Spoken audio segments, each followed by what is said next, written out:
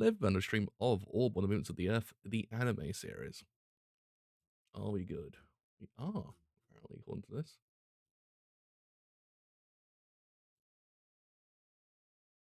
They certainly are. Where am I going? No, there we go. And OBS. Right, so yes, today we're our cover episode 23 of Orb Ornaments of the Earth, the anime series.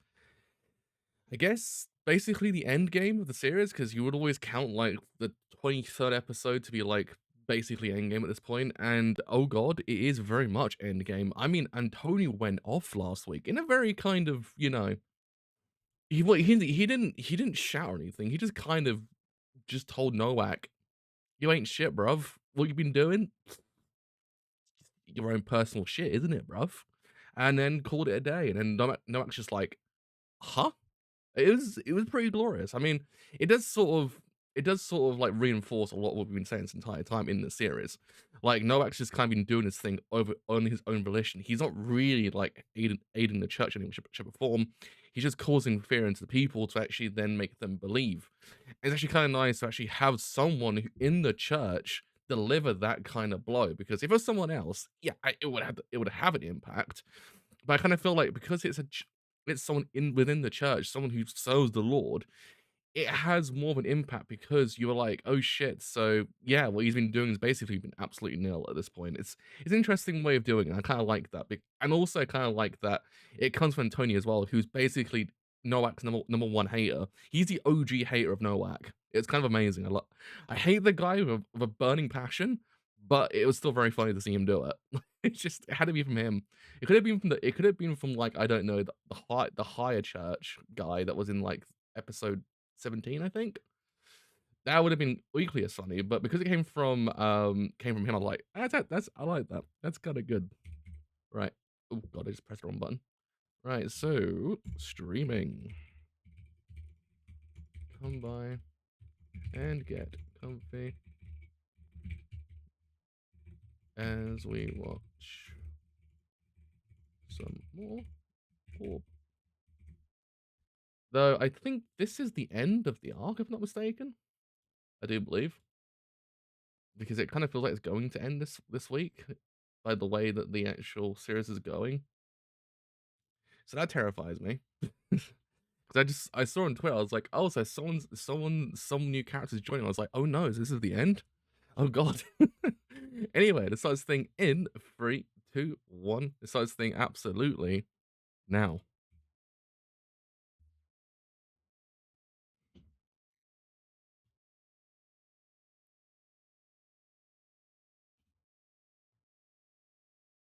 Bro had to actually open the episode with this as well, which is actually kind of amazing.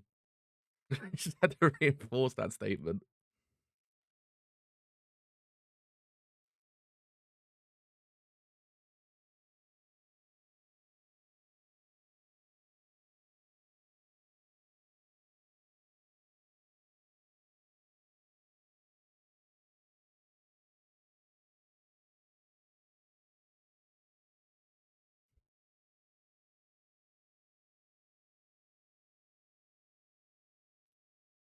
It is kind of impressive how he could just not accept the reality he's in.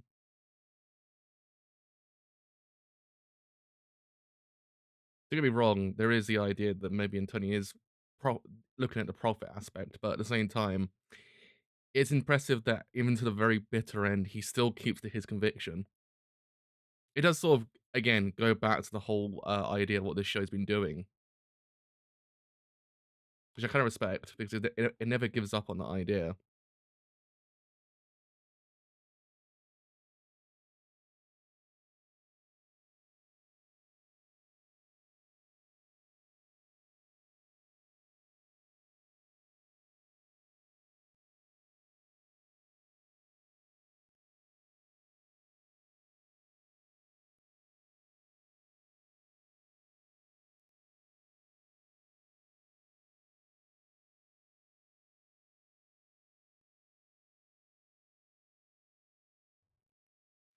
Holy shit, Suda Ken, please, enough. We get it, you're amazing. Holy shit. My man's really popping off in the booth. I live for this shit, man. I live for this shit.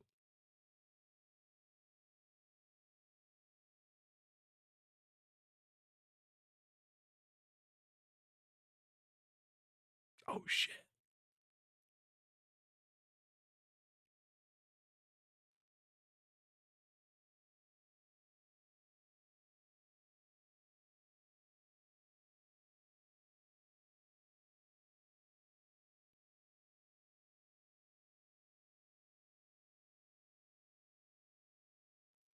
I guess it's one of those things you can also look at Noak's way of doing things, like how he doesn't really want the world to change. He wants the world to remain the same.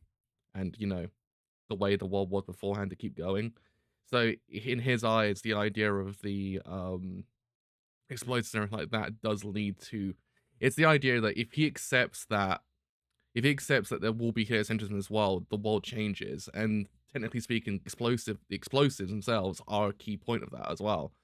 How they went from not having that to having that. It's he kind of I guess in a way he doesn't want to see a world that abandons what it was originally. Which is actually quite interesting as well. But in the process, he's removing history.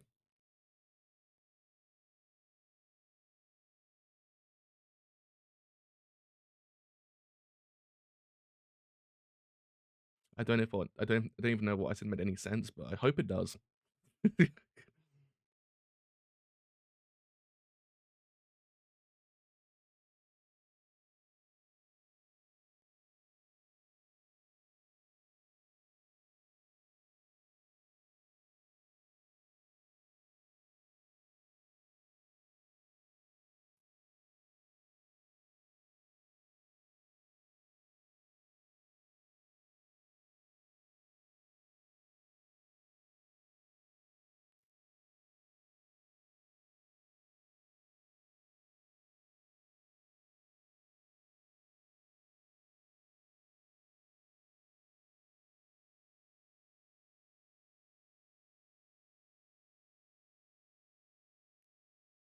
Uh oh. Uh oh.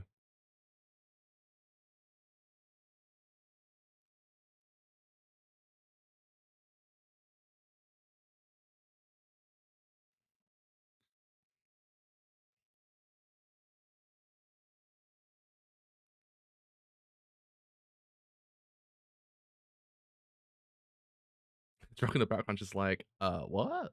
What we doing here, bruv? What's going on here?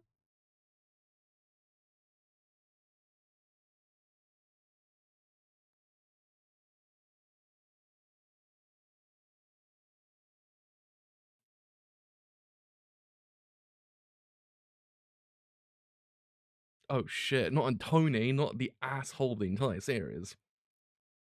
If it was like 20 episodes ago, if it was like 20 episodes ago, not 20, but maybe 5 or 6, I would be like, he deserves that.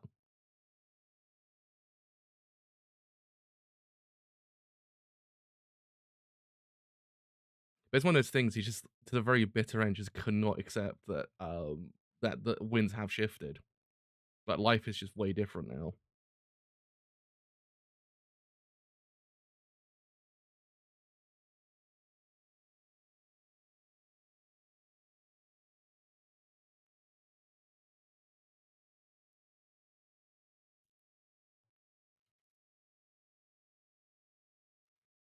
Why is Sudaken's voice so nice that it this sort of counts as ASMR in a roundabout way?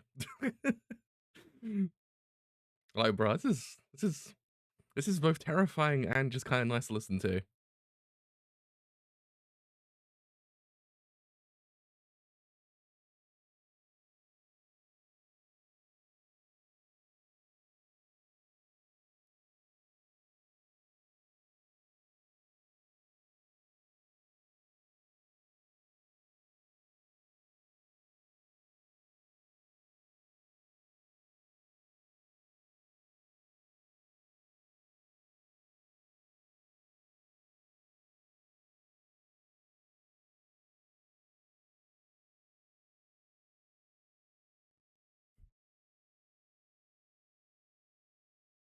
She does have the power of speed on her side. Oh,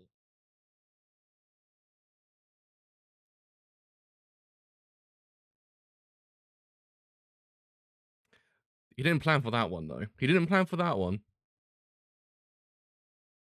Well, I'll be honest with you, the animation's improved a lot as well. I mean, that's I kind of got to my original theory that maybe they kept like the key people for these kind of crucial moments. I guess that makes sense.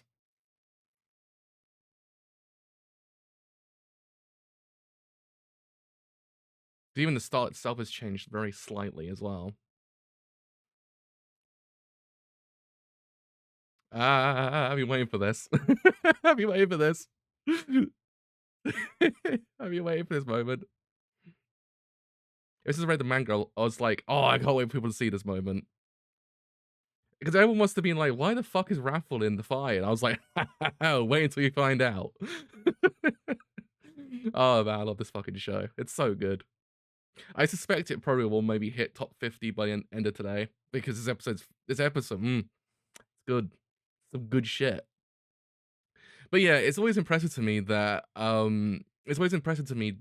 really when you think about it, Noak just can't let go. I guess it's one of those things. It's kind of a it looks at the dangers of conviction as well. The idea of it kind of did originally. Don't get me wrong, because Draco's uncle kind of had that idea as well. The idea of convictions can, in theory, lead to your demise as well. There's always that whole entire uh, concept. But I kind of feel like with Nowak, it's over a course of a lifetime, if that makes sense. Like we've seen it from the start of the series to now, how not giving up, trying to take that down heliocentrism, really did in theory lead to his demise. And it's one of those things that he could never he can't accept that he can't get rid of it.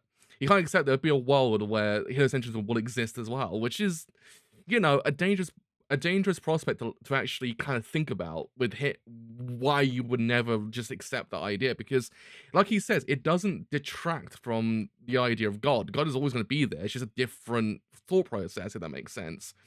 And I kind of feel like it's one of those things that it does delve into the idea that having this conviction, having this thought process can in theory lead to this kind of danger, this demise. And revenge is also never the answer either. I say option just then, but no, the answer.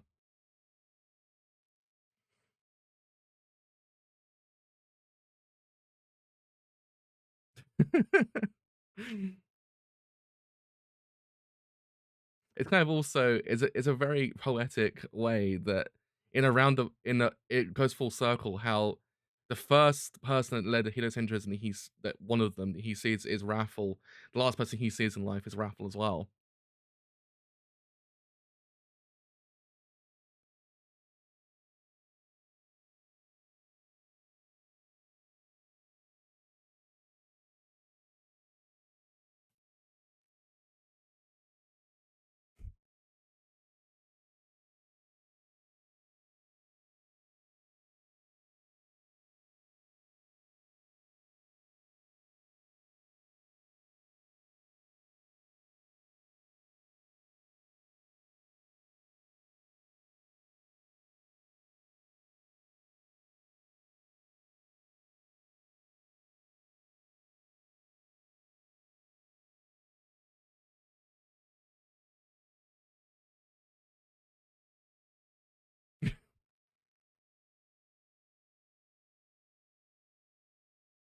I kind of feel like Raffle's changed though. Like I don't know how to explain it, but his features aren't the Raffle we saw at the beginning.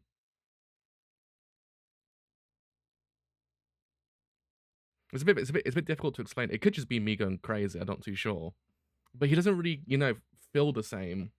Which is it makes sense because he's an illusion that Noak conjured up. So maybe in that illusion, he gets certain features of him wrong, and certain the way that he kind of just stands there a little bit wrong as well. I don't know. It just doesn't feel the same. The way he acts is the same, but the way that he looks is just very slightly different.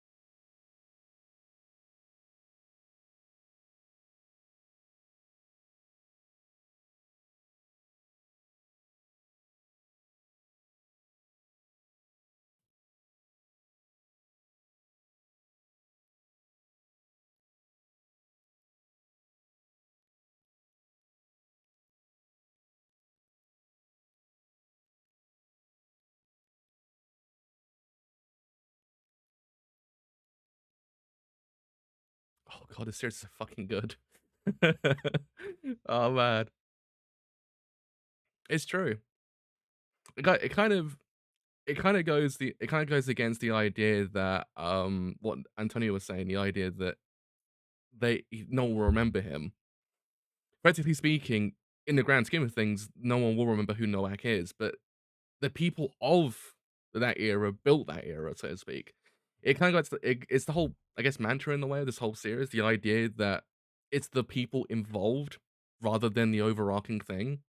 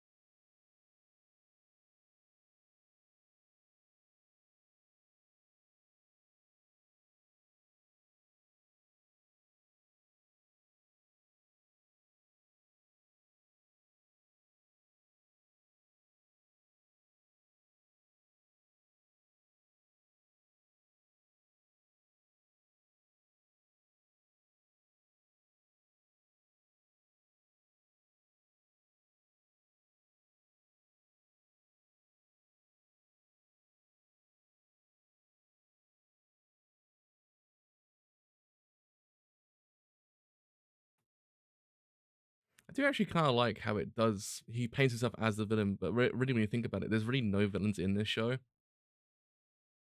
Like it's like how Raffle says, it's people who built an era rather than people. Yeah, they didn't like each other enough to kill each other, but there's no villains. It's just people who were there at that point in time.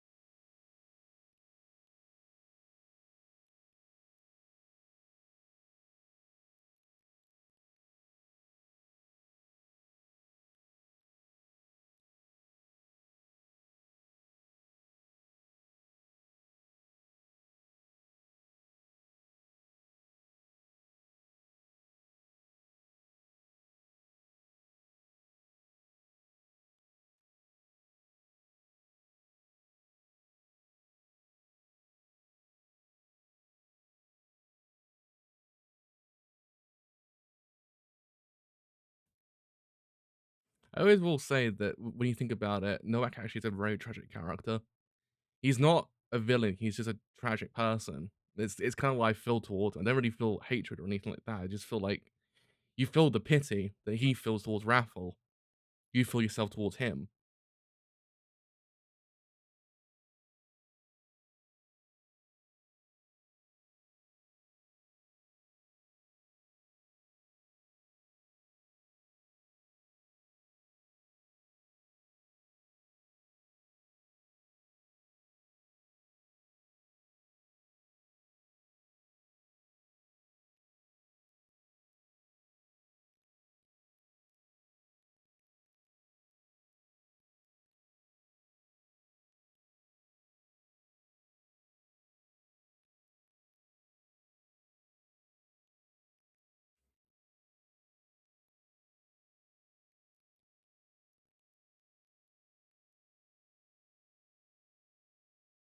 Honestly, I kind of feel like there just won't be a voice actor like him ever again. It just kind of makes me. It's like he's just so goddamn good. He's just perfect at what he does. It's so good. Listen, to actually just see him. Oh,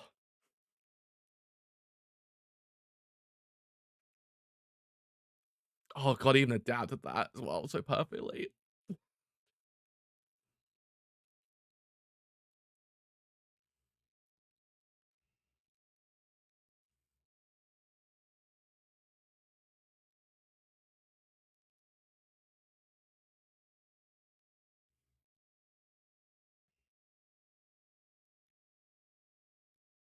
I swear to God, if this series is not getting to the top 10 by the end of the series, it's a fucking injustice.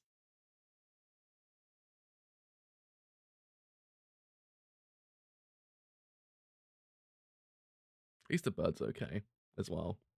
Bird's still vibing.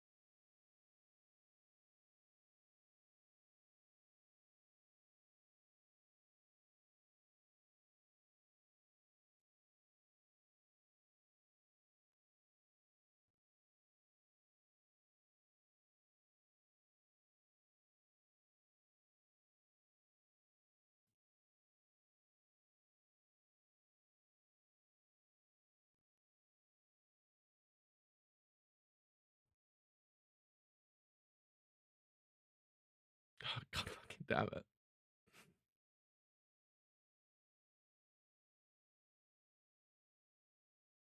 But I fucking hate this series so much. It makes me cry every single fucking time.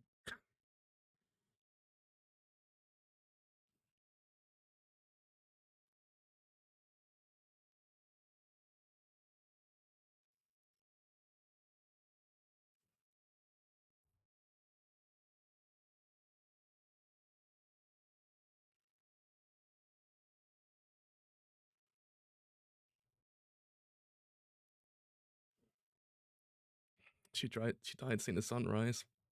She saw the beauty in it as well.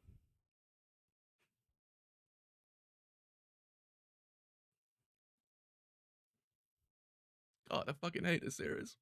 God, my eyes are burning. Fuck. Fuck. Ugh.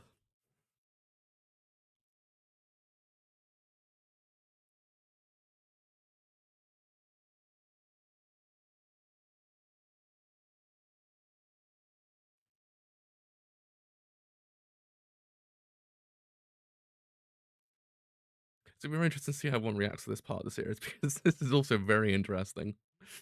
Oh God, fucking hell, I can't. I'm just trying not to think about the prior 10 seconds.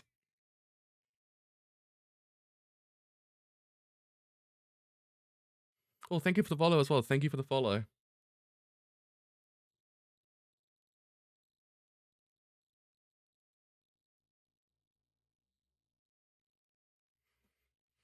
Oh God damn it.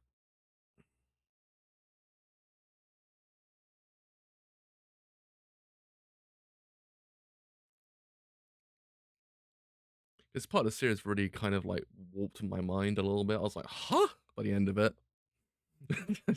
That's why I'm kind of curious to know how everyone else sees it because it takes quite a while to like fully like embrace it. I get what he was trying to do with this part of the series.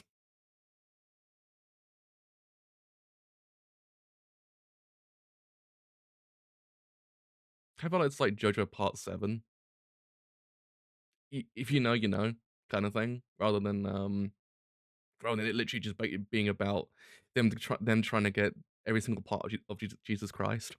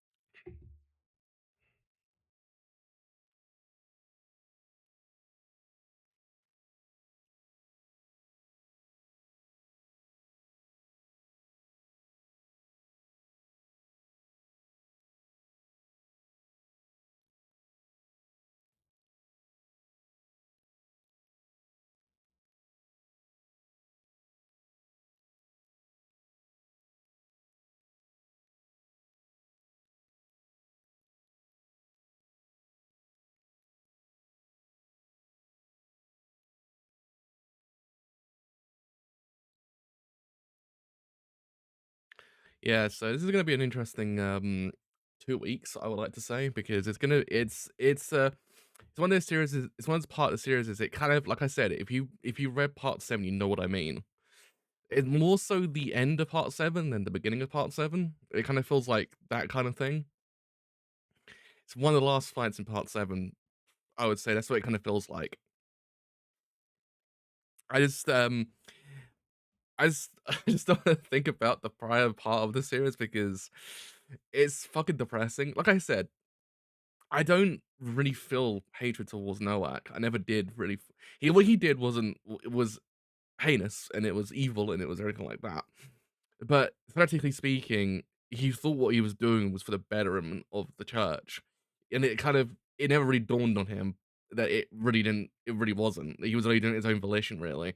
Like no one's gonna remember what he did, but at the same time, he is theoretically speaking a tragic character in the grand scheme of things as well, because within that whole entirety of his beliefs and everything like that, he lost his daughter, and then he lost her twice. First time not ever being able to see her and actually just seeing her burnt charred body on the what he thought was her charred body on the hung up as well, and then the second time her getting blown up. It's one of those things that he's it doesn't really ever it doesn't justify what he did. I said this during the manga as well. Is the idea it doesn't ever justify what he does. It just kind of makes it realize that in a way, and what is otherwise the kind of overarching thing, that they're humans in a way, that he's a human. His thought process was, why would anyone ever go against the church? Like, and it's one of those things that when you saw it at the beginning of the series, you kind of thought to yourself, why would anyone go against the church? Everyone, the God gives you everything. Why would you ever go against it? And though, if he just had that, it'll be fine. But the problem was, it was the way he went about it that kind of ruined him, and it kind of then spiraled from there. And I like how the series doesn't ever really say to you, yeah, what he did was justifiable. It's just he did what he did because he thought what he was doing was for the church when it wasn't. He just didn't. He could never ever accept the reality of where his interest doesn't exist. He can't accept the reality where something that opposes God exists, and it's one of those things that it's a scary thought process to have because again, don't get me wrong, it's one of those things that the world changes and the world will change and he has to accept that, but he can't. He's too stuck in the past, and it's one of those things that it was his undoing. Him being stuck in the past was his undoing. And it's sad to see him go because if he just accepted that, yeah, okay, well, maybe it's not blasphemous at all. Maybe it can coexist with us. He might be able to live his life. He might not inadvertently cause the death of his own, technically death of his own daughter as well. Maybe, who knows? That's the thing. It's one of those things that we'll never know truly what could have happened if he didn't do that. But again, it's one of those things that I like that the series doesn't paint him as the bad guy. That's what I'm trying to get at. You never really kind of felt like there was a bad guy. What he felt towards Raffle is what we felt towards him. It's this idea of pity. We took pity on him because he has these thoughts that led to his demise. Why would you think that? Why would you ever do these things? Like he was saying to Raffle. And I like how the series does sort of have that kind of like that kind of feeling in there. Like it's almost it's not technically a fourth wall break, but it kind of is because he's feeling towards a character what we're feeling towards him. He's a very cool character. He's probably up there in my top 3 of the entire series because I like the way that he was written. He was written in such a way that didn't really feel like your token villain in an anime series. He didn't really feel like that. And it was also very interesting that the person that had to like, bring him down a notch was the person who also commissioned the death of his daughter as well. It brought a bit of sense of irony that he was the one that did it twice, essentially, as well with Antony. I kind of felt like there was a bit of irony there that he was the one that was there at both occasions that sort of led to his downfall. But yeah, I mean, and what I kind of also liked as well, above everything else, was yeah, it's fucking depressing we saw Draka die because the series doesn't ever like let anyone live. But at the same time, Draka kind of dies seeing the sunrise, and she sees the beauty in it as well, which I actually kind of liked because it kind of keeps Schmidt's entire like philosophy alive. like I said, what this series does do, it doesn't ever forget the characters. The characters live on, and I kind of like that because again, it's one of those things that she dies thinking that what has life amounted her what has her life amounted to, and everything like that. But we see ourselves that we know that she's done a lot. She's done all of these things that she help the betterment of the world. She's now led to heliocentrism kind of living on, which is really crucial. It's one of those things that again, without her there, we don't know whether or not we would have seen heliocentrism ever be ever I can't say the words, ever be kind of there in the future. And yeah, I mean, it's one of those things that this series is one of those once in a lifetime kind of series. Is like it's just that goddamn good. You don't ever see these series very often. And I kind of like that we've got this now. It's gonna, like I said, if this series doesn't ever reach the top 10, top 5 of the entirety of Mao, it'll be a fucking injustice, all right? This series deserves to be up there with like Fear and everyone else like that. It's just that goddamn good. Even the animation was top notch this week as well. Direction was fantastic. And also, again, like the irony within the death of Noak as well. He dies in the church. It's kind of it's a beautiful send off for his character because he dies in the place he thought he was helping, and it's one of those things that you don't see that kind of level of irony very often in the world, and actually it's kind of nice to see it in this series as well. And he also dies with the church with the cross like illuminating through as well. But yeah, like I said, what is interesting as well is this part of the series that we're going into because it doesn't necessarily because what we know is ended. The series that we've been following now has ended. We're in a different series, so to speak. And it'll be kind of interesting to see how everyone reacts to this part of the series because it is very. It took me a while to kind of get my head around it. I read everyone's comments during the manga series, and it kind of it helped me a lot to understand what this part meant, and I kind of get it now a little bit. It's still a little bit like holy shit, what the fuck, but it is a little bit more easy to digest than it was when I first read it because I was just like, what the fuck, when I first read the this part of the series. So yeah, so we're still missing only one part of the opening now to see. Now we've seen Raffle in the fire.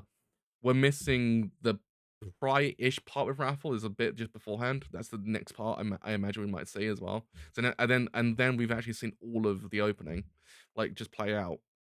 But yeah, what I also liked as well is the fact that what Raffle says is true. They are comrades who built this era. They're not it's not anything else. They've all been remembered because they built this era. Yeah, I know, don't get me wrong, that don't get me wrong, the what will be remembered is person on the book and also the book itself, but it's how they got to that is what we remembered as well. And I kind of like how the series does always drive home that fact. It never really ever. God damn it! What's going on with Twitch and on the side? It doesn't ever really ever get rid of that whole idea. Is that it's what matters most is the people involved rather than the overarching thing itself. So yeah, I'm going to lie down for a long while, cry a lot because this series does that to me, and I will see you on the penultimate episode of Orb. God help me, this series ends in 2 weeks. I don't know whether or not they're doing it. Are they doing it one episode, or are they just gonna drop the final episodes as one? Because I feel like it might work better if you just watch episodes 24 and 25 together rather than a week apart. I don't know. I guess we'll see what Netflix does next. Anyway, if you actually have enjoyed me crying my eyes out, then as always, do follow on Twitch where you do see me cry my eyes out live. If you have then enjoyed this whole entire stream as a whole on Twitch, and as always on YouTube actually, and as always, do leave a like and leave a sub as well. Both do help quite a lot. Leave a follow on Twitter as well, helps quite a bit. Also, actually, will then know when streams go live and any other streams I may do as well.